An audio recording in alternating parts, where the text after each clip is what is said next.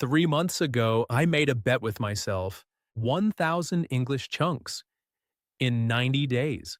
And if I failed, I would delete my entire YouTube channel. Sounds crazy, right? But I was desperate because after 7 years of studying English, I still sounded like a robot. So I took the bet. And what happened next changed everything. I'm going to show you the good, the bad, and the ugly truth about learning. 1,000 chunks, the spreadsheets, the breakdowns, the moments when I almost quit. And by the end, you'll know exactly how to do this yourself. But I'm not going to sugarcoat anything. This was hard. Let's start with day 1, January 15th, 6 a.m. I opened my laptop and I stared at a blank spreadsheet. Column 1, chunk. Column 2, situation. Column 3, mastered. And I thought, what have I gotten myself into? Because here's the thing, I didn't have a teacher. I didn't have a course. I didn't have a plan.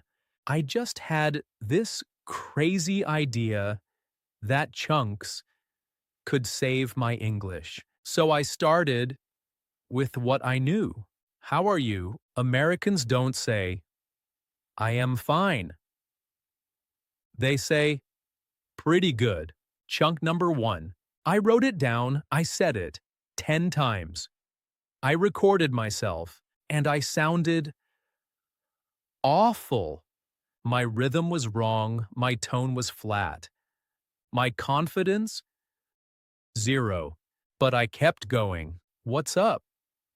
Not much. Chunk number 2. How's it going? Can't complain. Chunk number 3. By the end of day 1, I had 11 chunks, and I felt proud until day 2. Day 2, I woke up, and I couldn't remember a single chunk from day 1. Not one. My brain had erased them. And that's when I realized this wasn't going to be about learning chunks.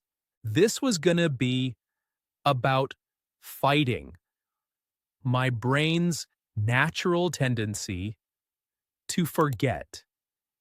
So I changed my approach. Every morning before learning new chunks, I would review yesterday's chunks for 10 minutes, out loud with emotion like I was actually using them. And slowly they started to stick. Week 1 was all about greetings. How's your day? It's been crazy. How's work? Just grinding. What's new? Same old, same old. By day 7, I had 77 chunks, and I was starting to feel like maybe I could actually do this. Then week 2 hit me like a truck. I was at the coffee shop. The barista said, "Hey, how's it going?" And my brain panicked. I knew the chunks. I had practiced the chunks. But in that moment, I froze and I said, "I'm fine," the one phrase I was trying to eliminate. I walked out feeling like a failure, and I almost quit right there. But then something happened. I was scrolling through my phone that night, and I saw a comment on one of my old videos. It said, "Your English inspired me to keep trying." And I thought, if I quit now, what message does that send? So I didn't quit. I went harder. Week 3, I stopped. Just learning chunks and for situations. I started learning chunks for feelings. I'm so done. I'm over it. That's frustrating. I can't even, because here's what I realized. English isn't just about communicating. It's about expressing who you are. And if you can't, express frustration, express excitement, express doubt. You're not fluent. You're just functional. By week 4, I hit 300 chunks, and something weird started happening.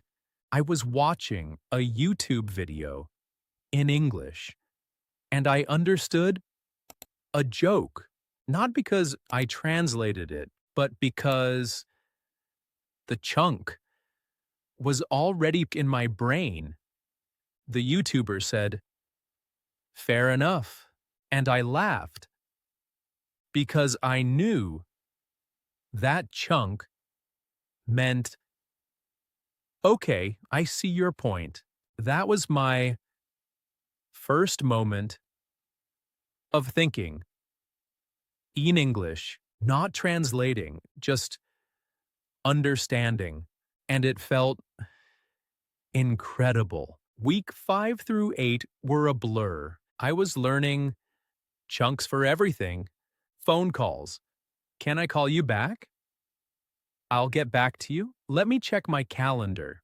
Work meetings. That makes sense. I see what you mean. Let me think about that. Small talk. How's your family? Keeping busy? Any plans for the weekend? By day 60, I had 683 chunks, and I was exhausted, but I was also different. My American friend called me for a video chat, and we talked for 40 minutes, and I didn't think about grammar once. I didn't think about vocabulary once. I just talked like I was speaking my native language. And when the call ended, he said something I'll never forget. He said, "Dude, your English sounds natural now." Natural, that word hit me so hard because for 7 years I had been trying to sound perfect. But what I needed was to sound natural, and chunks gave me that. Week 9 through 12 were the final push. I was at 900 chunks, and I needed 100 more, but I was tired. I was burned out. I wanted to stop, but I remembered the bet, 1,000 chunks, or delete my channel. So I pushed through, and on day 89, I learned my final chunk. Better late than never. Chunk number 1,000. I sat there staring at my spreadsheet, and I just smiled because I did it. I actually did it. Now, here's what nobody tells you about transformation. It's not about the number. 1,000 chunks doesn't make you fluent, but it makes you confident. It makes you natural. It makes you real. So let me ask you a question. What's your English goal? Is it to pass a test? Or is it to speak like a real person? If it's the second one, then chunks are the answer. And I'm going to help you. Right now, go to the comments and type your biggest English struggle. One sentence. That's it. Is it confidence? Is it pronunciation? Is it forgetting words? Tell me. Because if 100 of you share your struggle, I'll make a video. This week, solving the top 3 problems. With chunks, for free, no course, no paywall, just solutions. Think about how much you've already spent on English courses. Hundreds, thousands, and you're still not confident when you speak. So try this. Type your struggle in the comments.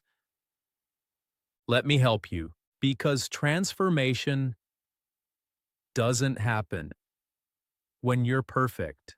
It happens when you're honest about where you are and brave enough to ask for help.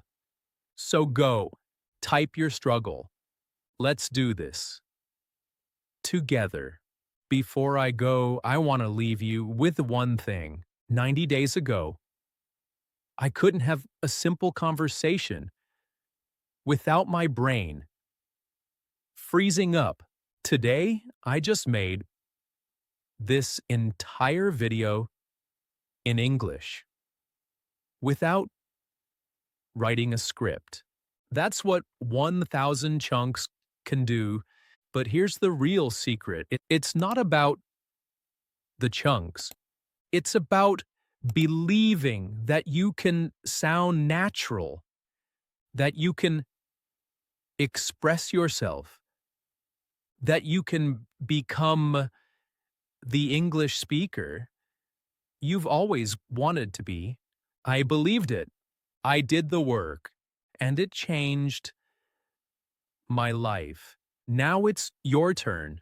Go type your struggle in the comments, and I'll see you in that next video where we fix it together.